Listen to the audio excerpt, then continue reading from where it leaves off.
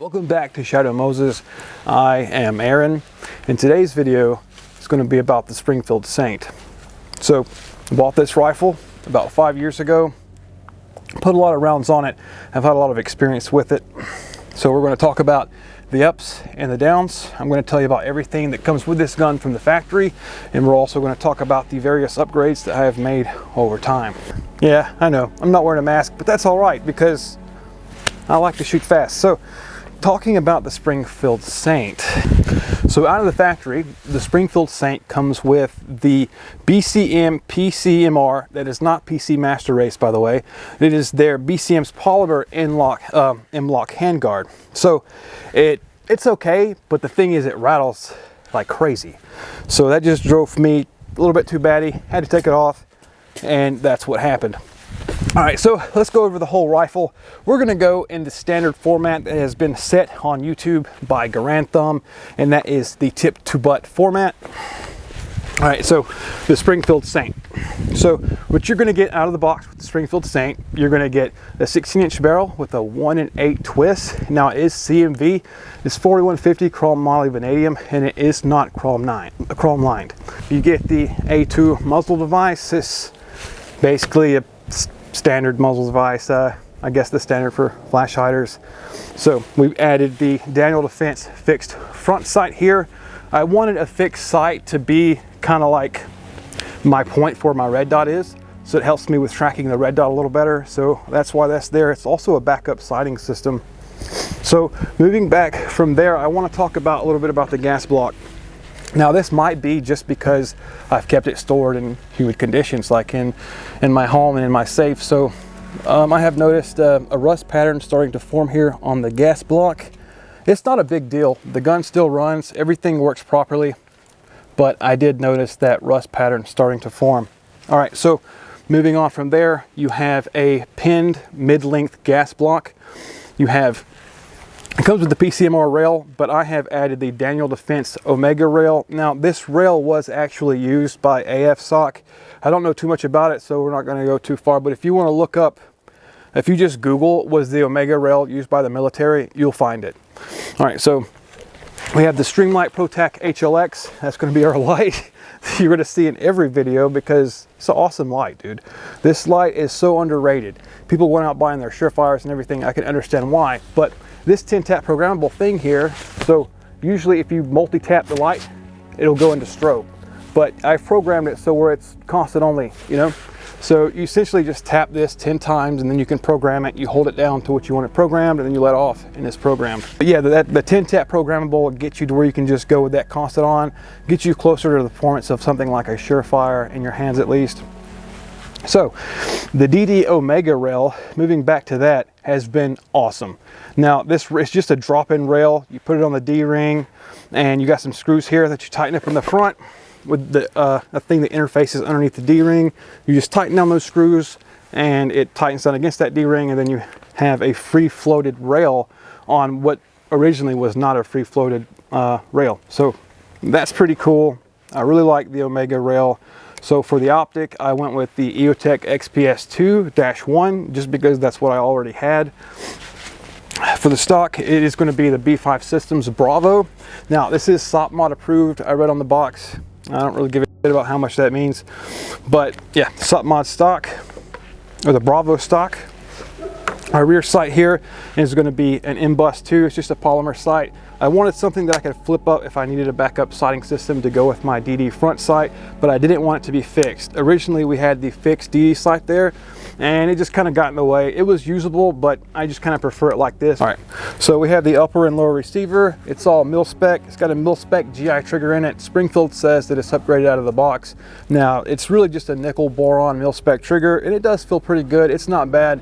Mil-spec triggers are pretty good once you train on them.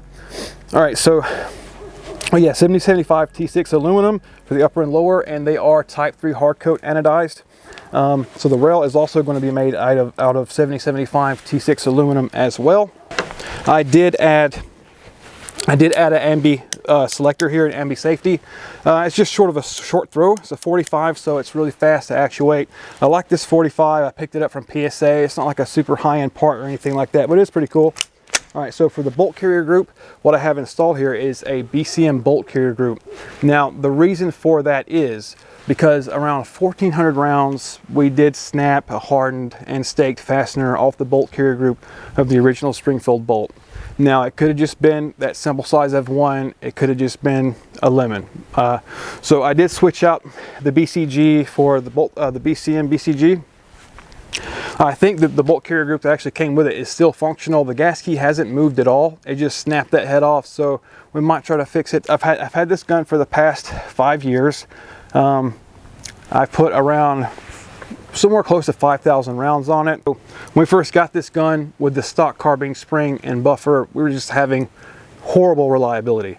I mean, we were getting double feeds like crazy. It was non-stop. The gun didn't seem great at that time because of the reliability issues, but as soon as we switched out the spring and buffer for a standard carbine spring and a standard carbine buffer, this thing has been 100% reliable ever since. The only time I've ever had another double feed is what you've seen earlier when I tried to put a different lower with a heavier buffer and a stiffer spring in it.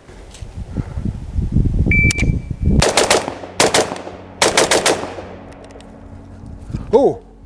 All right, so we got 2 rounds fighting for the same chamber here, so that probably might have a little bit to do with the spring that I put in here along with that H2 buffer, because with the standard carbine spring and we are properly seated, so with the standard carbine spring it runs just fine. I think the modifications that I made within this lower is what's causing us to get these malfunctions. So that's the one that you switched out, right? Yeah. Yeah. So we'll switch back to the stock lower and we'll put the regular springs back in it and we'll go from there. Oh, do a do a mortar. The lower. Explain why you switched lowers. All right, so I put the Aero lower on here. It's got a Geisley SSAE, so it helps me get faster splits, just speed up my shooting just a little bit. I wanted to take a crack at it, and mainly I wanted to see how it would run with this H2 buffer and the Springco Blue Spring. But it turns out like it's a mid-length gas system, and the way that Springfield has gassed it, it's not going to run reliably.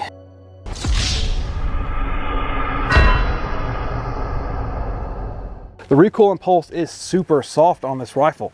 That is one thing I definitely noticed, and maybe that is attributed to that mid-length gas system. Now, it's not as light as something like a BCM. Their rifles are tuned a little bit better. I'm not sure how they do it, but yeah, it's not going to be something like that. Anyway, I just kind of wanted to make a short video about the Springfield SAINT, being that I've had it for 5 years and I've had so much experience with it. So we've swapped out the charging handle here. We have the BCM Gunfighter charging handle. Now, out of the box, this gun is about 6 pounds. With all of this on here that I've installed, the gun is now closer to about 9 pounds. So, sights, it's supposed to come by, oh, I wanted to hit on this. This thing is supposed to come out of the box with flip-up metal sights. Mine did not. So what's up with that, Springfield? M16 bolt carrier group. It says Carpenter 158 steel, which is high pressure tested and magnetic particle inspected. So that's going to be really important. You really want to look for that HPT and MPI when buying bolts, and the fact that it's on there is pretty good. Coming in at a $1,000 price tag for the rifle out of the box. That's not bad. So it's all mil spec, GI style.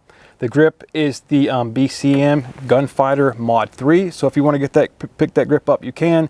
It's great. Now I do want to reiterate, this is not a mid-tier rifle. This is not a high-end rifle. This is the upper low tier. Now, something that I do see on here, that you usually see on higher end rifles, is the type of anodizing. So now this anodizing is really nice. It's got a really nice finish to it. It's probably one of the smoothest anodized finishes I've felt on an AR. The fitment's not bad. As you can see here, there's not really, maybe a tiny bit of wobble between the upper and lower, but it's not a lot.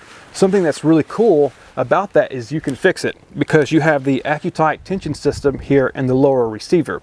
So if you want to change that, all you do is you go in under your grip here, you tighten up a screw, it raises up, and you tighten it to where you want to be, and it will take all of that play out. So yeah, dust cover works. Everything on here has been cool, especially with the upgrades. 5 years with the Springfield SAINT. I thought about getting rid of it, but I think I'm going to keep it. Anyway, this has been Shadow Moses. Thank you for watching. We will see you in the next video. Catch you later.